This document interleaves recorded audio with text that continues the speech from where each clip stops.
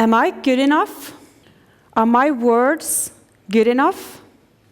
Will my words impress you? When I went to high school, I hardly ever raised my hand, because even when I knew the answer, there was always someone in the class who could say it better than me, who could use the proper words, who sounded smarter. I was scared of saying something wrong, sounding stupid. What happened with the words in me? What happened to make the words deep inside of me finally start to find their way out? What happened to make so many people start listening to my words? First young people, and then later on adults. When so many are listening, am I good enough? How do my words make people feel? Half a lifetime ago, when I was in my early 20s, I started practicing letting the words inside of me slip out to some of the people closest to me. Words that describe difficult experiences, thoughts, and feelings. I understood that this was something I had not learned as a child. No one had taught me this. No one. We all have bad days. Whiny, grumpy, and angry kids often get told, "Go to your room, come back when you're happy again." Or "Get out of this classroom, you are disturbing everyone." Starting when we are very young, we have been sent away and outside. Then we need to be alone until we are happy again. Sometimes when we are angry, it might be wise to take some time alone, so that we can avoid saying or doing things that we will regret. But often we don't talk about it afterwards. We move on without saying, "Did everything go wrong? You seemed angry. Tell me about it." We can also ask, especially to children, "How did you notice the feelings physically in your body? Which thoughts did you have then?" So why do we expect teenagers and adults to open up and describe their lonely, painful, and dark feelings with words and talk about them, when all we have learned is to lock all that inside and deal with it alone? We all lose someone or something that is important to us. Someone will treat us badly with words or with actions. Speak with an adult you trust. Painful secrets should not be kept. We say this so easily to children and young people. But how do you get words about difficult, sad, hurtful, scary, and angry feelings out of your mouth? How? All these painful thoughts locked inside your head often start to spin, twirl, and rattle around like a washing machine on full speed. It's noisy, words in complete chaos, stressful, exhausting, and it just never stops. You cannot turn it off. You want to escape from your own head. But how? Every year, around 600 people commit suicide in Norway. That means that today, there are probably 2 people who are taking their own life.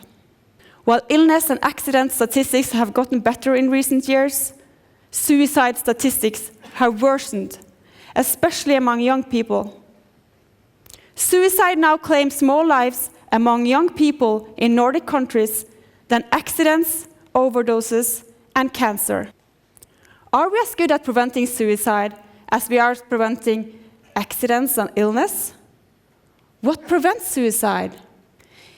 Imagine that you, for some reason, are struggling with really dark thoughts. If you are a teenager, you might start searching for help by going to your school nurse. She will tell you to go to your doctor and talk to your doctor about it. Your doctor will refer you to a psychiatric clinic, and then eventually you might get to talk to a psychologist.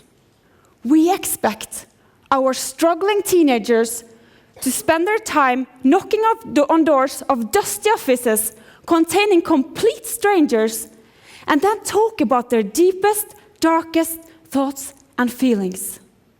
And to open up and talk is what actually saves lives. But to put it all into words, they need to feel secure, to have a good relationship with someone who gives them understanding and support and time and attention. How do you approach someone who cuts themselves? who have just received a diagnosis, someone who has become severely ill, friends and family of someone who has just ended their lives. Very often we fumble. We avoid them. We often meet others with silence when we are afraid of saying something wrong. My meetings with young people most often occur on social media. I make stories, speak directly and simply about life itself. I speak with fake names like Babe00, Buffy Madness, Mr. Moon. Some of them send text, some pictures, and some of them send videos. To start with, I was scared. What's behind the snaps? Because they do tell me, I can't take it anymore. I'm going to take my life now. I have gotten used to the words they send me. I reply with digital hugs, so clearly that they can almost feel the hug. They need to be seen. They need to feel that someone cares. I become a kind of trampoline for these young people. A trampoline who meets their words, embraces them, and gives them the right timing and tempo to come into contact with public services where they are, the system. But what will they meet out there? In the system you find people. People work in the system. People who fill in forms, wear uniforms, and make sure routines are followed. People who follow procedures, guidelines, and laws. This is important stuff. But what words do you choose as a professional meeting other people?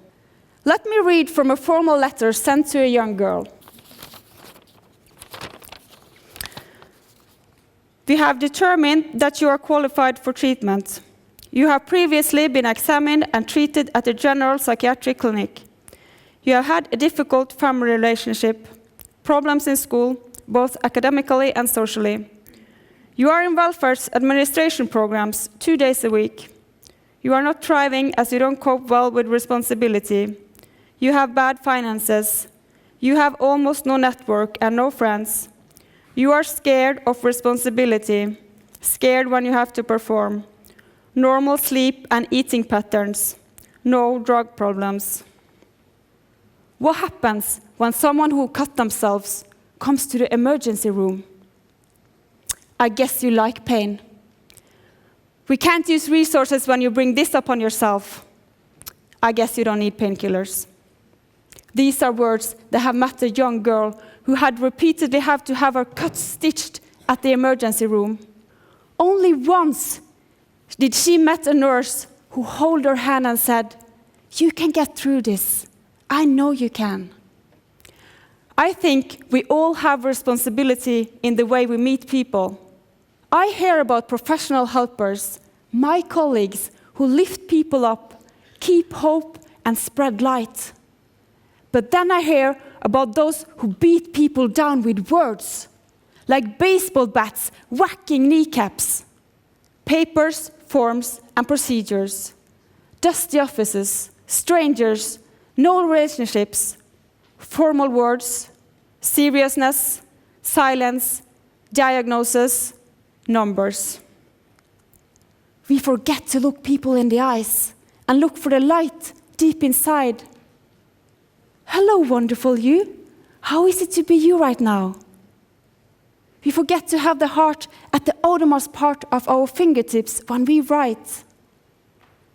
We must choose to like people. We must choose to be pleasant and kind towards others, even when we see that we are different or disagree or don't understand each other. I'm not here to impress you with my words. I'm here to make you think about your words and how your words can make all the difference. Thank you.